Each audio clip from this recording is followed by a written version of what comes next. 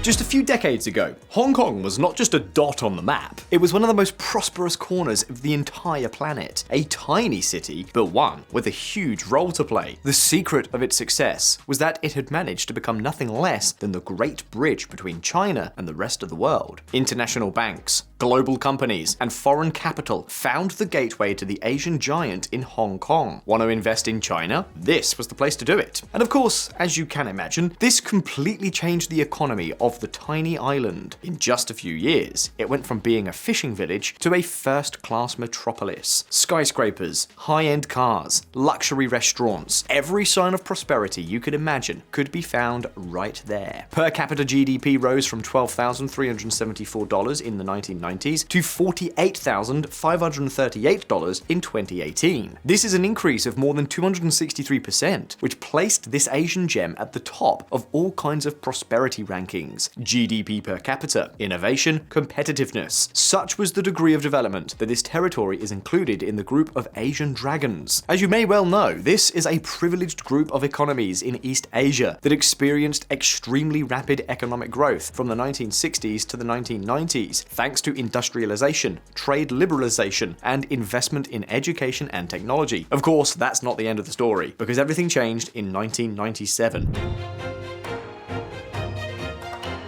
When this little Asian gem was transferred from the United Kingdom to the People's Republic of China. And no, it wasn't transferred instantaneously. The British imposed clear conditions. After all, they didn't want the inhabitants of this place, who were still largely British, to suffer a radical change. And so a unique agreement was born.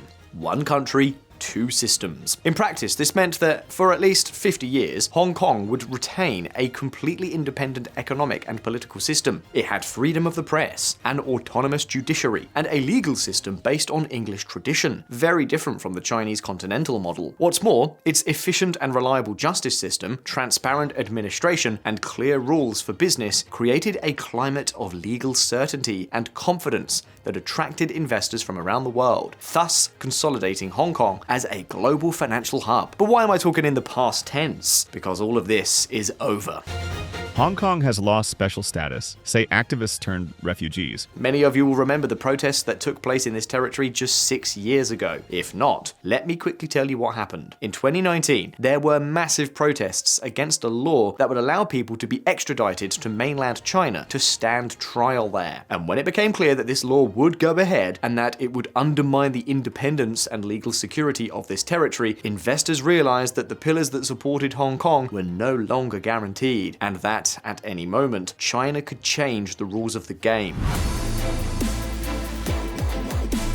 So the effect was immediate. Fear took hold of the market, and from that moment on, the island began to lose the position as a financial hub that it had achieved up to that point. The Hang Seng Stock Index fell 15.5% between 2020 and 2022, a level not seen since 2011. And on top of all this, there were the problems caused by COVID-19. As you will surely remember, restrictions in China were extremely harsh, preventing many workers in the financial sector from even traveling to the city. 12th of July 2022, Hong Kong needs to allow financial sector employees to travel freely to maintain its status as a global investment, and Banking Center, an industry report said, as the city continues to enforce some of the world's strictest coronavirus restrictions. The result, many investors and financiers began looking for opportunities elsewhere. And others, many of them locals, simply decided to clear out, leaving Hong Kong even weaker. But what if I told you that all this is changing, more or less? That Hong Kong could be on its way to regaining, or rather, maintaining its position as the financial hub of Asia, at least from an operational standpoint.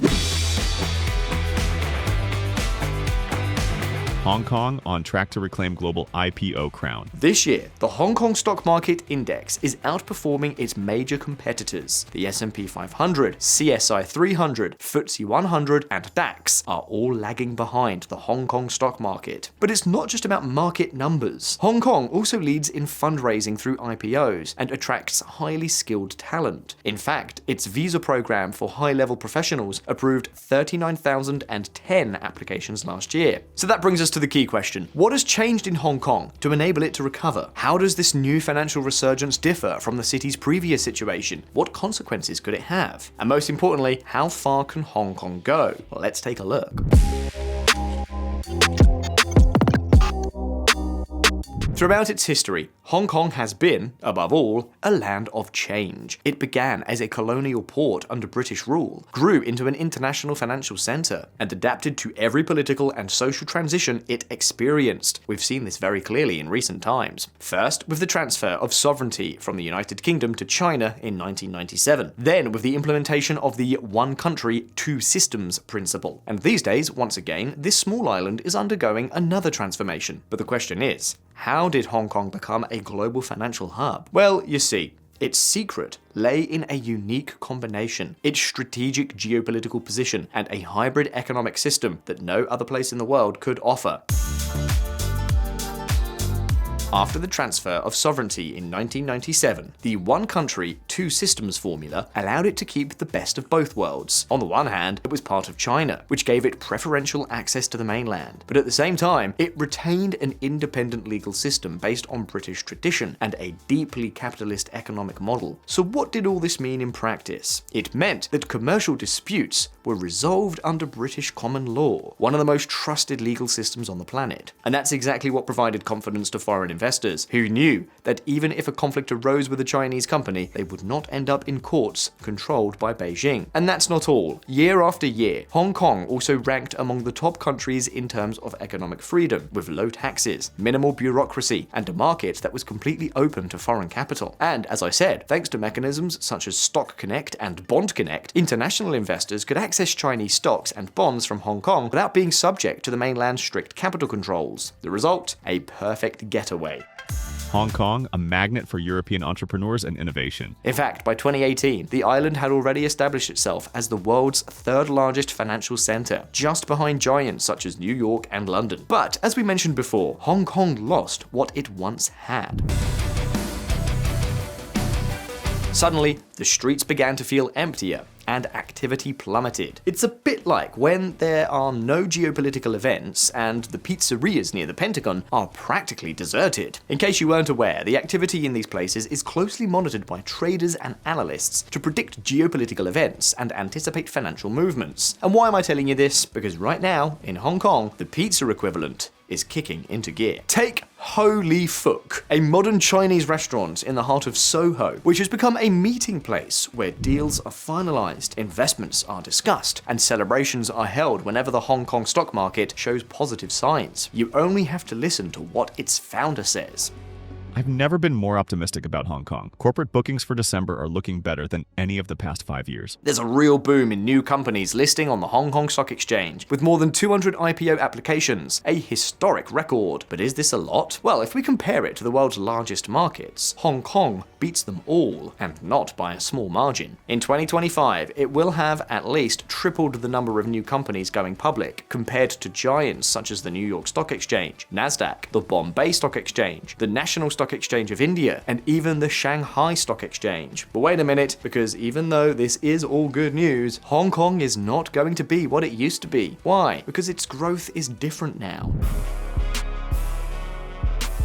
The island is no longer just an opening for foreign capital and companies to enter China, but above all, a bridge for Chinese investors and companies to access the rest of the world. Keep an eye on this transformation.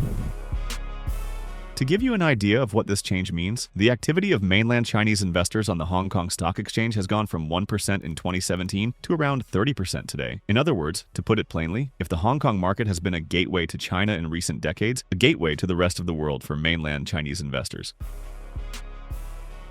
And no, it's not just us at Visualeconomik saying it. Look at what Stephen Roach, former chairman of Morgan Stanley Asia, has to say.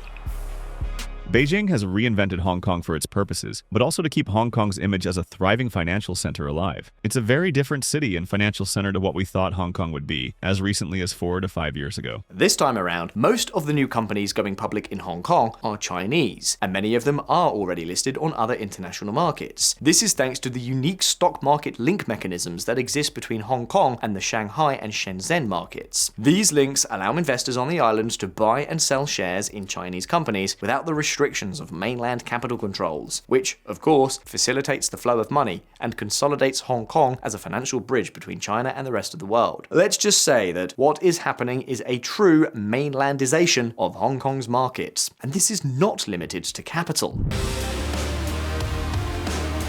Remember how we pointed out earlier that Hong Kong is regaining skilled workers? Well, virtually all of these professionals come directly from mainland China. All of this can be explained by changes announced by the China Securities Regulatory Commission on 19th of April 2024. On that day, the products available on Stock Connect were expanded, allowing investors in Hong Kong and mainland China to access more products. What's more, yuan-denominated shares were allowed to circulate freely in the South-North mechanism of Stock Connect, thereby facilitating the unrestricted flow of Chinese money into the island. And if that weren't enough, the Chinese government went so far as to recommend that large Chinese companies list on the Hong Kong Stock Exchange. But why did Beijing make these decisions? Well, the answer lies in the Chinese economy. Mainland China is on the verge of a deflationary cycle that could be very damaging. The economy has slowed down and domestic consumption remains low. Why? Well, part of it is structural. In Asia, consumption habits are very different from those in the West. People simply spend less. But added to this is the fact that the Chinese government prioritizes political security above all else and has designed a growth model that depends almost exclusively on investment and exports, not domestic consumption. And here's the problem. If your growth depends solely on these two variables, and you have a real estate crisis, the result is inevitable. Economic expansion has slowed down. That's a fact. Look, China's GDP in 2021 was $18.2 trillion, and in 2024, it barely reached $18.74 trillion. An almost insignificant change in 3 years, when up until now, China had us accustomed to double-digit annual growth. And clearly, faced with this situation, it stands to reason that Beijing set to work to find a solution, and its sights, or at least one of its sights, were set on Hong Kong. Its objective with this opening up is clear: to take advantage of consumption in other markets so that its companies can grow. At the same time, they are seeking international capital to finance this expansion. And this is important. Capital controls, which were previously a major barrier to entry, are now being relaxed thanks to the financial island. But to what extent has it been a success? Are they really achieving anything? The initial data is promising. Chinese investment in the Hong Kong stock market reached a record high this year. And there's more. Hong Kong not only serves as a stock exchange, it has also become a center for raising capital to finance the international expansion of Chinese companies themselves. According to Stephen Roach, former chairman of Morgan Stanley Asia, Chinese companies have a huge need for capital. There has to be a reason why Beijing has been so interested in directing capital flows down there. Okay, so to recap, the Chinese are investing in Hong Kong. And what are international investors doing? Are they also jumping on the bandwagon? Well, the answer is yes, and with a vengeance. This year, for example, Western giants Morgan Stanley, Goldman Sachs, and UBS are threatening to displace Chinese banks from the podium in Hong Kong stock sales. The result is striking. The share of stock issuance in Hong Kong controlled by these three Western banks has exceeded 40% compared to 26% the previous year. But let me emphasize something. The crucial question, the answer to which we need to be clear about in order to understand exactly what is happening is, what exactly are the keys to explaining this situation? Why, despite all the changes, is Hong Kong becoming fashionable again? That is the important part of this story. Key factors and the new financial, economic, and even political framework of this territory. And do you know what? Specifically, we can highlight 6 major factors that explain everything that is happening. We've already explained the main one, the real reduction in capital controls. For Western investors, this is a golden opportunity. They can invest in Chinese companies without being subject to the limits that exist in Shanghai or other cities on the mainland. But that's not all. Secondly, we must be clear that Hong Kong still retains many of its old advantages. For instance, it has a very odd monetary regime, a fixed exchange rate system with its currency pegged 1-to-1 to the US dollar. This means that investors don't have to worry about the volatility of the yuan or about sudden devaluations. In this respect, we could almost say that currency risk does not exist. Your money remains stable, which is crucial when dealing with transactions worth billions of dollars. Thirdly, there's a more technical but equally important factor: the recent fall in the premium between the price quoted on the Chinese stock exchanges and the Hong Kong Stock Exchange. You should know that Chinese companies listed in this increasingly less autonomous territory always do so at a discount to their listing price in mainland China. Why? This is due to capital controls. As it's very difficult for the Chinese to invest in the rest of the world, they are forced to pay more for the assets available to them at home. But now, as that premium is smaller, more and more companies from the mainland are finding it attractive to list in Hong Kong and say to international investors, hey, here we are. Fourthly, the changes we've told you about in this video have had an effect of, how can I put it, relief for international investors and for Hong Kong investors too. Let's just say that although China has effectively ended the autonomy of this territory, at least it's allowing some things to continue as normal. To be clear, the reforms are consolidating Hong Kong's position as an essential market and ensuring that it doesn't lose its advantages as a financial bridge. But that's not all. Fifthly, there is one other external factor that has driven this explosion in Hong Kong. I'm talking about none other than the Trump effect. You see, New York used to be the favorite destination for Chinese giants like Alibaba to obtain international funding. However, the increasingly frequent clashes between Washington and Beijing have caused doubts to skyrocket, so it's better to have a plan B well away from Wall Street. And sixth, behind this kind of rebirth, there's also an important geopolitical factor. What China is doing in the city is not just economics, but a geopolitical move in its favor. As many of you may have heard, China wants the yuan to cease being just a domestic currency and to increasingly become a truly global instrument. China's yuan fit to rival US dollar as global currency if more accessible. Economist. US exceptionalism is over, the beginning of the end. Singapore-based economist warns while weighing in on how China can internationalize its currency. The goal is clear: to reduce the dominance of the dollar and increase its economic influence. But clearly, one of the main obstacles is capital controls, which until now have limited the free movement of money. And that's precisely where Hong Kong comes into play, as we've seen. For example, China is developing an offshore yuan market to relax those controls. It's a strategy in which Hong Kong plays a central role, to the extent that 75% of the yuan traded outside China is concentrated here. This is also allowing Chinese corporate debt issuances in this city to hit record levels. In short, all these moves show us that Beijing wants Hong Kong to maintain its position as a leading financial center. But at this point, the question now is, what future do you think Hong Kong has? Will China succeed in gaining a new geopolitical tool? Tell us what you think in the comments. And as always, don't forget that here on Visualeconomik, we release new videos every week, so subscribe to this channel and hit the little bell icon so you don't miss any of our updates. If you like this video, hit like, and I'll see you in the next one. Take care. I'll see you soon.